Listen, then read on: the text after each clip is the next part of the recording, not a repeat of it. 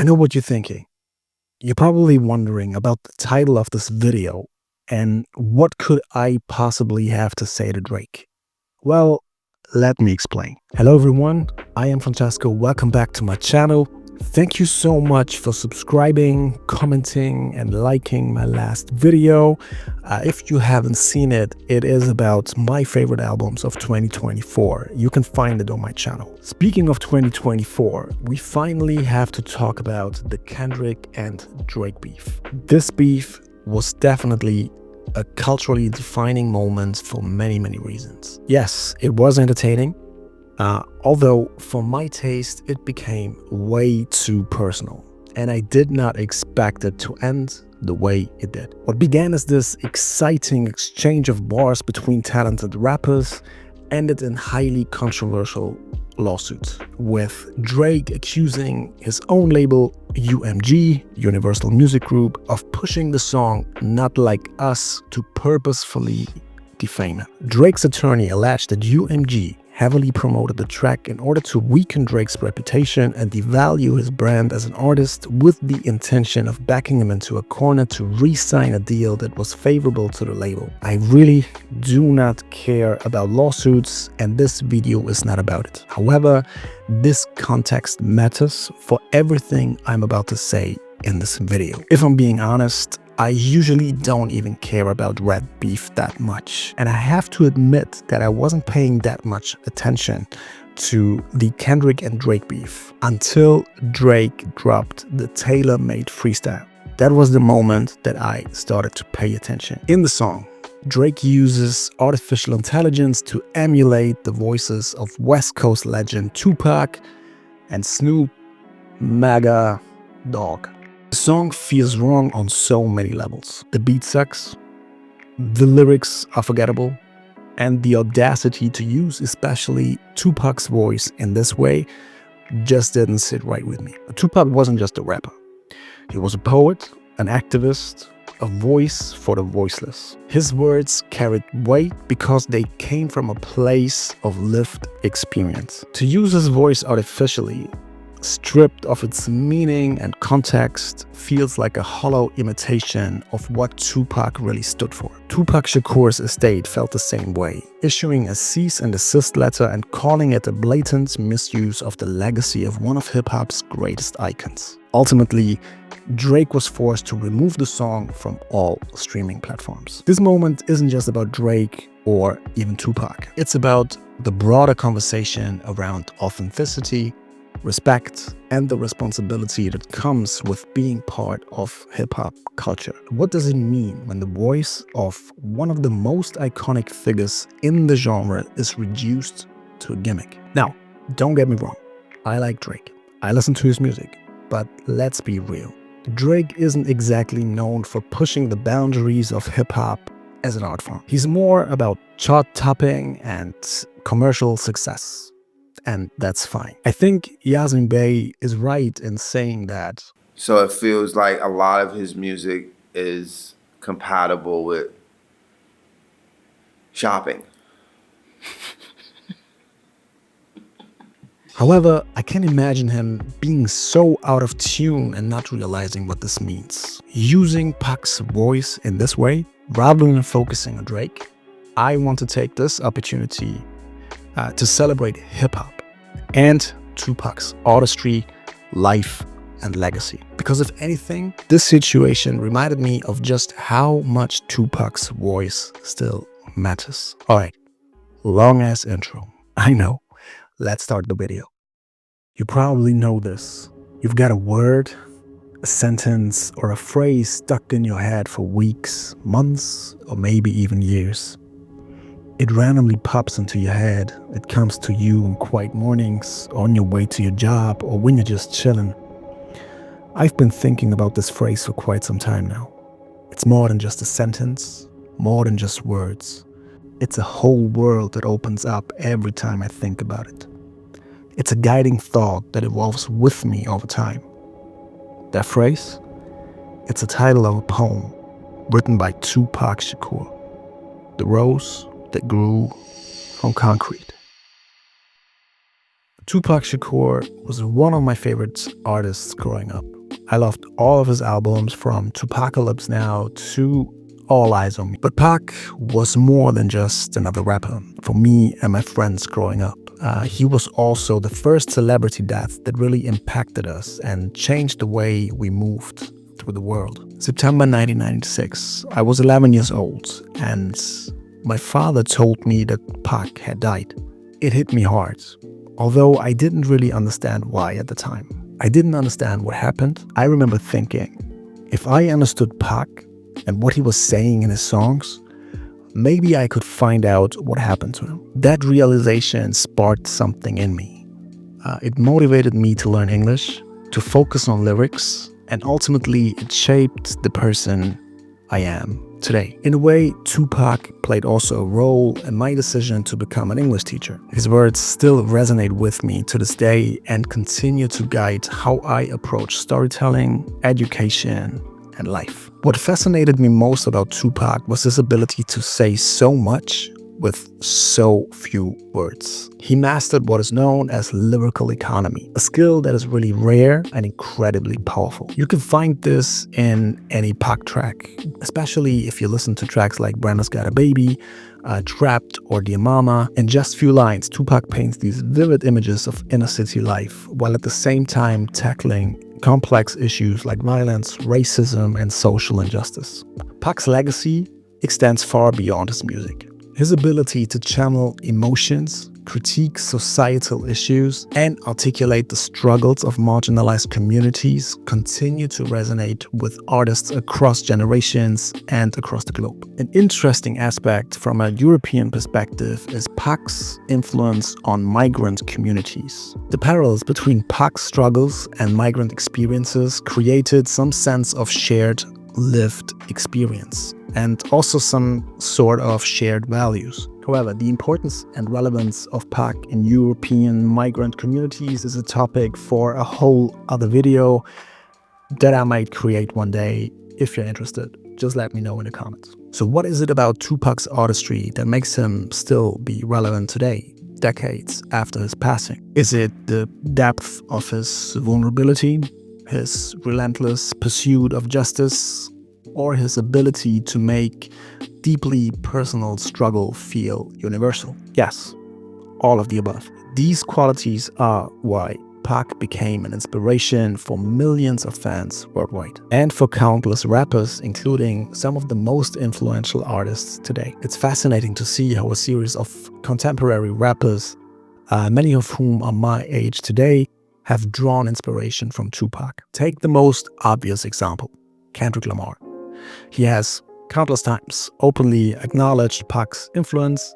On his album To Pimp a Butterfly on Mortal Man, we can hear a simulated interview between Kendrick Lamar and Tupac, and also on his last album, GNX, where Kendrick Lamar is really paying a tribute to Tupac's flow, and also the topic of reincarnation is really a hint on Tupac's influence.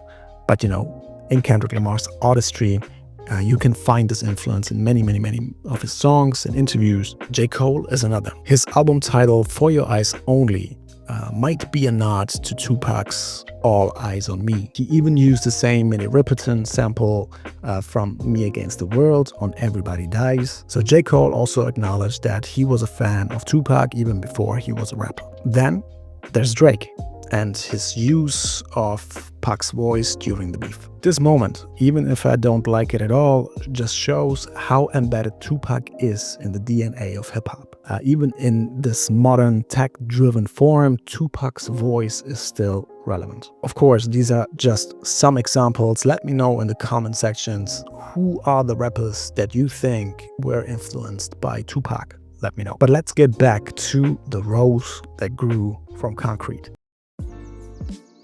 In 1999, 3 years after Tupac's untimely death, a collection of his poetry was published.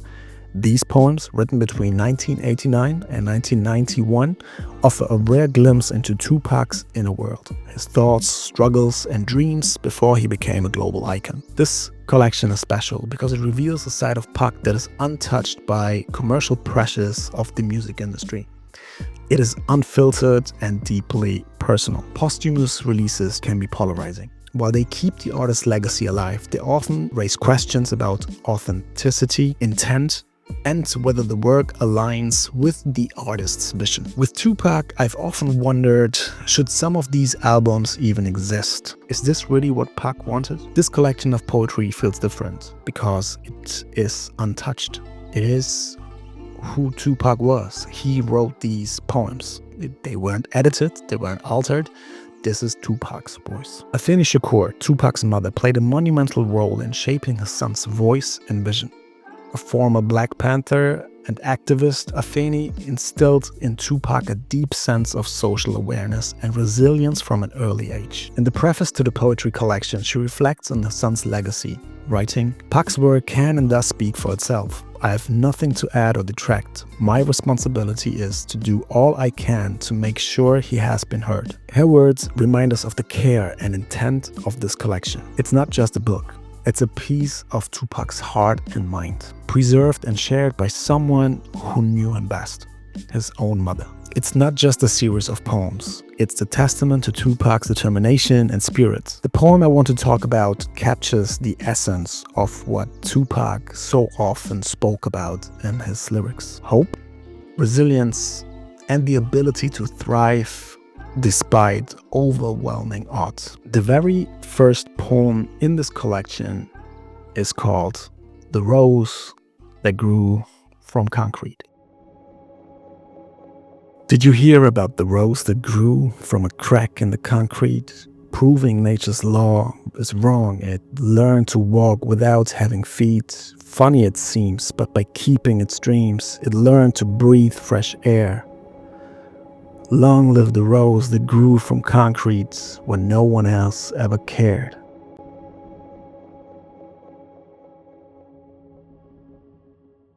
I've always been drawn to Tupac's ability to paint these vivid images, and this poem is no exception. Every time I read "The Rose That Grew from Concrete," I have to think about my own struggles in life and also those of the people around me. It's one of those poems that, it's simple, it's short, but it has this uniqueness. The rose is obviously a metaphor, but for what exactly? It's not just survival.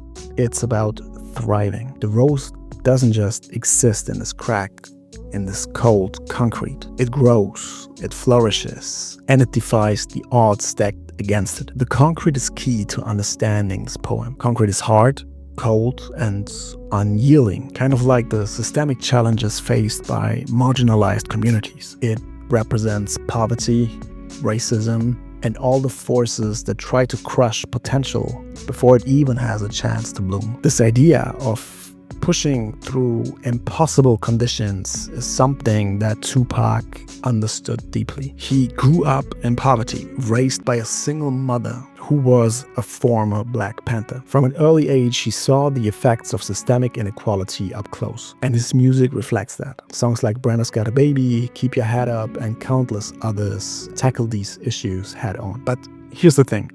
Tupac didn't just talk about these issues. He didn't just mention the struggle. He also talked about hope, about perseverance, about finding beauty in the ugliest circumstances. And this is exactly what this poem captures. What makes this poem special, it's that it's not just about Tupac. It's about you, it's about me, it's about everybody. We've all had moments where we felt like we were stuck in concrete, right? Whether it's financial struggles, family issues, or just the weight of the world, it can feel impossible to move forward. But then there's this tiny crack, that sliver of hope. And if you can hold on to your dreams and what you believe in, just like the poem says, you can learn to breathe fresh air, even in the toughest situations.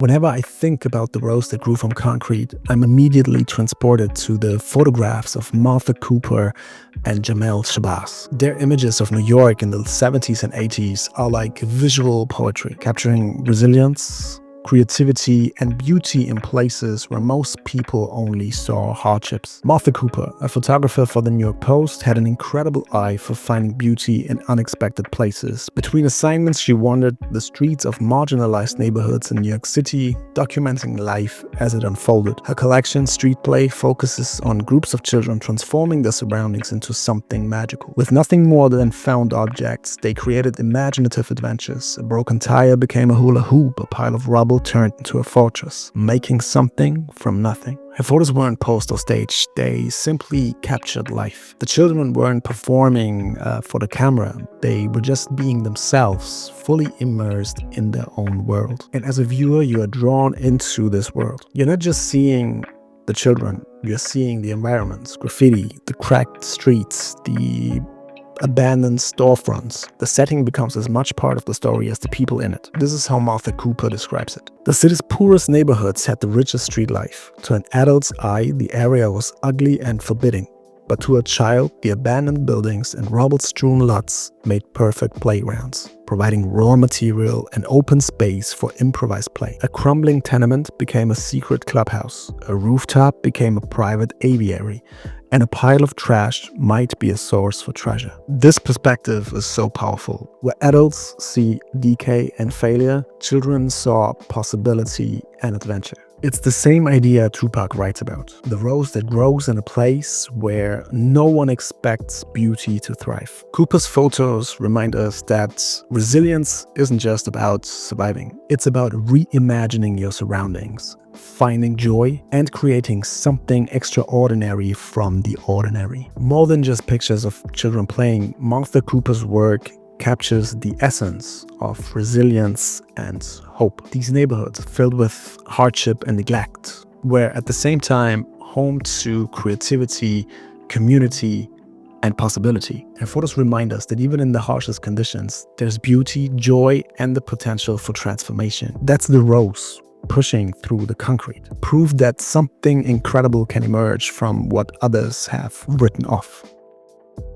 Jamel Shabazz is another artist known for capturing the essence of New York's hip-hop style and fashion in the 1980s. His photos don't just document a moment in time, they tell stories of pride and community. Shabazz's photos are a vibrant celebration of culture, people, and life. Whether it's a group of friends posing on a Brooklyn street corner or kids laughing in a park, his work captures the humanity and joy of his subjects. What sets Shabazz apart is how intentional he is with his craft. He doesn't just snap photos, he creates moments. His attention to composition, lighting, and timing elevates his work, giving it a timeless quality. And while he's best known for his post portraits of young black men and women with boomboxes and b-boy stances, he also has talent for candid street photography. These unposed moments offer a glimpse into everyday life in Brooklyn, showing love, friendship, and connection at their most authentic. You can feel the influence of hip-hop culture in every photo that Shabazz takes. From the fashion, the Kangol hats, the Adidas tracksuits, the gold change, to the attitude and energy of his subjects. His work embodies the essence of this culture. What makes his photography so impactful is his connection to the culture itself. Shabazz wasn't an outsider looking in, he was part of this world. He didn't just capture subjects, he gave them a voice in how they were represented, empowering them to show their pride and style. In an interview with the Cardi Method, Shabazz described himself not just as a photographer, but as a storyteller. He saw his camera as a tool for preserving history, but also as a tool to share the humanity of his subjects. One of his most powerful collections is A Time Before Crack. In this series, Shabazz tells the story of Brooklyn before the crack epidemic hit. His photos focus on positive representations, showing the subjects with pride and compassion, even in challenging environments. Shabazz's photos remind us of the beauty and resilience within communities often overlooked or misunderstood. Just like Tupac's rose that grew from concrete, his subjects stand tall, their strength and humanity shining through the adversity around them. By focusing on dignity and connection, Shabazz shows us that even in the toughest conditions, there's love, pride, and hope. His work isn't just a snapshot of the past. It's a testament to the power of community and culture. Before I go on, I want to make one thing clear. I am an admirer of hip-hop. Its culture, its history, and its incredible impact on the world. I'm not from the US, and I don't have a direct connection to the place of origin or the communities that birthed this art form. But that doesn't mean that hip-hop hasn't influenced me. Like millions of people worldwide, I've been inspired by its message of unity, resilience, and creativity. My goal with this video and with my channel is to amplify the voices of the artists, authors, and communities who have shaped hip-hop. I don't claim to speak for them, but I hope that I can share what I've learned from them along the way. So if you ever have questions about where I got my information from, just let me know, just ask so I can give you the source, but usually I'm going to tell you in the video. All right, so if you have any questions, let me know in the comments, but back to the video. Did you hear about the rose that grew from a crack in the concrete, proving nature's law is wrong? For me, these lines have always been about hip-hop. Over the years, the rose has meant many different things, but one thing has really remained constant. The rose is hip-hop, and its roots lie in New York. To be precise, in South Bronx, the South Bronx, South Bronx, the South Bronx. Imagine a place where systemic neglect has left streets crumbling and buildings burning, but not the spirit of the people who live there. A place where hope persists despite relentless poverty, racism, and institutional failures. This was the South Bronx in the 1970s and 80s, a landscape of both struggle and hope. Jeff Chang, in his book Can't Stop, Won't Stop, A History of the Hip-Hop Generation, calls the South Bronx a mythical wasteland. It was a place where burnt-out buildings and rubble-filled lots were as common as the air you breathe. The South Bronx was a symbol of urban decay. If you've seen Martha Cooper's images at the beginning, you can imagine it clearly. Cracked sidewalks, damaged houses, and abandoned buildings. But what's remarkable is what grew from this concrete. A vibrant, raw, revolutionary culture called hip-hop. From an outside perspective, I've always wondered, why did the South Bronx look this way? What led to the destroyed buildings, the burned out houses, and the poverty? Was it just bad luck, or was something bigger at play? To answer these questions, we need to talk about Moses.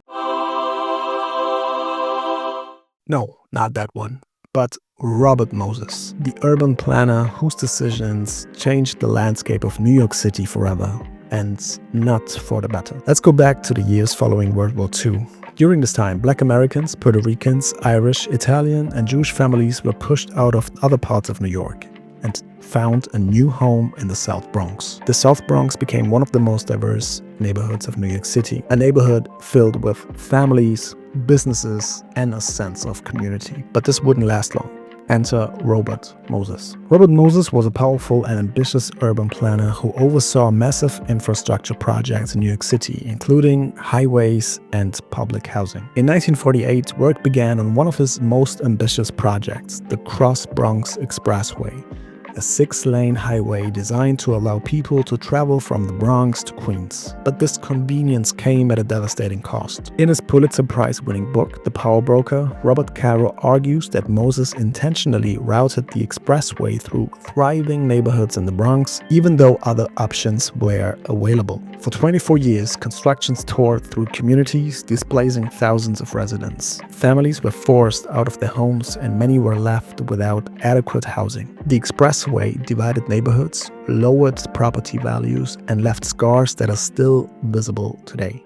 While the expressway was being built, the South Bronx faced another blow: the collapse of its manufacturing sector. Over 600,000 jobs disappeared as factories shut down, leaving families with no source of income. Youth unemployment soared, reaching as high as 60%, and in some neighborhoods it was closer to 80%. Without jobs or opportunities, the community was left vulnerable to the ripple effects of poverty and neglect. Landlords unable to profit from the property stopped providing basic services like heat and water. Many resorted to arson, setting the buildings on fire to collect insurance money. The South Bronx became a symbol of urban decay. Rubble-strewn streets, burned-out buildings, and a sense of despair that seemed impossible to escape. And yet, even in the face of destruction, The people of the South Bronx refused to give up. They adapted, they innovated, and created something beautiful. Just like the rose in Tupac's poem, hip-hop grew out of the concrete of these streets. What began as a way to cope with the chaos became a vibrant culture that would change the world. Amidst the burned buildings and shattered streets, young people turned turntables into instruments, street corners into dance floors, and walls and trains into art galleries. The South Bronx wasn't just a place of survival. It became the birthplace of something transformative. Out of the rubble came a culture that would change the world. Hip-hop was the rose that proved nature's law was wrong. To truly understand the rose, we have to take a look at its roots. Hip-hop didn't just appear out of nowhere. It grew from a lineage of Black American music and experience. Blues, jazz, soul, R&B, and funk. These genres are the roots that nourished the culture, forming it to something strong enough to break through the concrete. But what shapes a culture like hip-hop? While researching the South Bronx and the history of hip-hop, one quote by Jeff Chang really stood out to me. If blues culture had developed under the conditions of oppressive forced labor, hip-hop culture would arise from the conditions of no work. Culture doesn't form in isolation. It's a response to the world around it. For blues, it was the fields and plantations of the rural South, where enslaved and oppressed people created music to name the suffering and articulate resistance. As one historian put it, in naming the suffering, blues artists articulated a response to the injustices imposed on them. They resisted what the powerful expected on them, that they suffer silently. For hip-hop, the conditions were different, but also oppressive. When people are forced into situations where systems fail them, they create their own ways of expressing, surviving, and thriving. In the South Bronx, hip-hop emerged as the latest iteration of this long tradition of creating something out of nothing. The rhythms of breakbeats, the breakdances, the visual art of graffiti, it all became a voice for the voiceless, trying to fight against a system that tried to silence them for so long. Just like blues artists named their sufferings, hip-hop artists named theirs. So let's go back to where we started. Drake. This isn't just about one track or one bad decision. It's about a much bigger issue. The commodification of hip-hop. And what gets lost when the culture is controlled by corporate interests rather than the artists themselves. Hip-hop was born as an art form of self-expression, defiance, and truth-telling. But over time, the industry around it changed. The corporate structures that once ignored hip-hop now profit from it massively. This is the uncomfortable reality. Tupac saw this happening in real time. He knew that hip-hop wasn't just music. It was a movement. This is where Drake comes in. Drake is the biggest rapper in the world right now, and he exemplifies this tension between art and industry perfectly. He's incredibly talented, but he's also a product, an artist who thrives within the corporate machine. That's why something like the tailor-made freestyle happens. It's hip-hop reduced to a gimmick, where an AI-generated Tupac voice is used as a spectacle, not as a voice of truth. Tupac was the opposite of that. His music was raw, political, and deeply personal. It challenged systems of power. It was about making people feel something, about making them think. And that's the fundamental question. What does it mean to be a true artist in hip-hop today? Are you here to push the culture forward, or are you just here to cash in and make hits? Hip-hop has always existed in the struggle between commercial success and cultural impact, between industry expectations and artistic freedom. Tupac had that ambition. He wanted to shift the culture, challenge the system, and inspire generations. Drake, as I said before, is the biggest rapper of our time, but he's not an artist who tries to change the world. And maybe that's okay. For some people, that's enough. But for so many people, hip-hop has always been more than just music. It's about truth, it's about history, it's about impact. And that's why Tupac's voice still matters. When I think about the rose that grew from concrete, I have to think about Tupac, 17 years old, as he was writing these poems. Re-listening to his music and reading his collection of poetry, I have to reflect on what could have been. What would he have done next? How would he have reacted to our world today?